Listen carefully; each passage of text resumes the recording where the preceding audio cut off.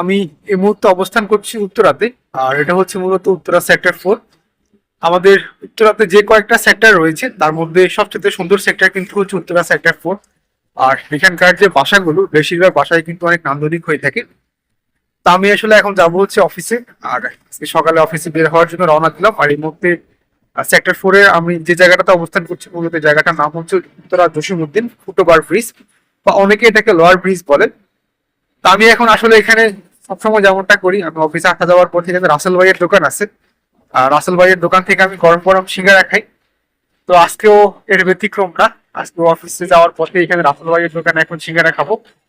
আর সিঙ্গারা খাওয়া শেষ করে আমি অফিসের উদ্দেশ্যে রওনা দিব। আপনারা হয়তো অনেকেই জানেন যে আমার অফিস হচ্ছে গুলশান 1-এর 28 নম্বর রোড। তো উত্তরা থেকে মোটামুটি আমার 1-1.5 ঘন্টার মতো সময় লাগে। আর আমি উত্তরা থেকে যাই হচ্ছে বনানীতে অথবা নোয়াখালীতে। বনানী গেলে আমি বনানী থেকে নেমে রিক্সা দিয়ে চলে যাই হচ্ছে গুলশান 1। আর নোয়াখালী গেলে ওখান থেকে আবার বাসে করে যাওয়া যায়। তো এখন আসলে রাসেল ভাইয়ের দোকান এখানে সিঙ্গারা খাবো, তারপর হচ্ছে কি আবার রওনা দিব। আর যেমনটা আপনাদেরকে বললাম যে যদি আপনারা উত্তরা থেকে বনানী কিংবা নোয়াখালী যেতে চান তাহলে হচ্ছে কি আপনারা আজমেরি, পলাকা এই বাসগুলোতে করে যাবেন। তো আমি হচ্ছে কি মূলত উত্তরা থেকে নোয়াখালী যাই হচ্ছে কি আজমেরিতে করে বা বলাকাতে করে, এগুলো যায় হচ্ছে এলিভেটেড এক্সপ্রেস ওয়ের উপর দিয়ে। তা আপনারা যদি কখনো উত্তরা থেকে এই দিকটাতে যান নোয়াখালীতে বা বনানীতে যেতে চান তাহলে পলাকা, আজমেরি এগুলো বাসগুলোতে করে যেতে পারেন।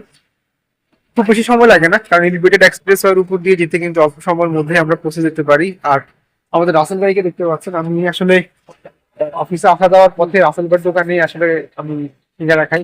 বাইরের মধ্যে চা খাচ্ছে আমার জন্য একটা না চা। আর ভাইয়ের একটা ভালো উদ্যোগ আমার কাছে আসলে ভালোই লাগে। এরকম মানুষ যখন উদ্যোগ নেয়, উদ্যোগ নিয়ে বিভিন্ন কাজ করে। উনি এখানে যেরকম সিঙ্গারা বিক্রি করে একই সাথে হচ্ছে হোমমেড এই জিনিসগুলো উনি বিক্রি করে। এটা কি সমুসা না ভাই? এটা কত করে রাখেন বক্স? বক্সটা কি 110 টাকা? 110 টাকা না? তো এখানে উনি চমুচা সিঙ্গারা এগুলাকে আপনার উনি এগুলাকে কাঁচা বিক্রি করে 110 টাকা করে রাখে। আর কোন কোন রাখবেন তো বেশি হয়ে যায় 110 টাকা? না, 40 পিস 40 পিস 3 টাকা একবার করে দেওয়া হয় কত? করে 120 টাকা। এখন 110 টাকা 100 টাকা আর কি, 100 টাকা পর্যন্ত রাখা যেতে পারে। তো যাই হোক, যেমনটা বললাম আমি এখন বাইরে এখানে সিঙ্গারা খাবো। আর সাথে চায়ের দোকান রয়েছে, এখানে চা খাবো।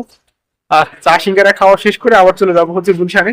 যেমনটা বললাম উত্তরা থেকে গুলশানের কোনো সরাসরি গাড়ি নেই, আমাকে যেতে হবে বনানী কিংবা নোয়াখালী, আর ওখান থেকে আবার পরে গুলশানে যেতে হবে।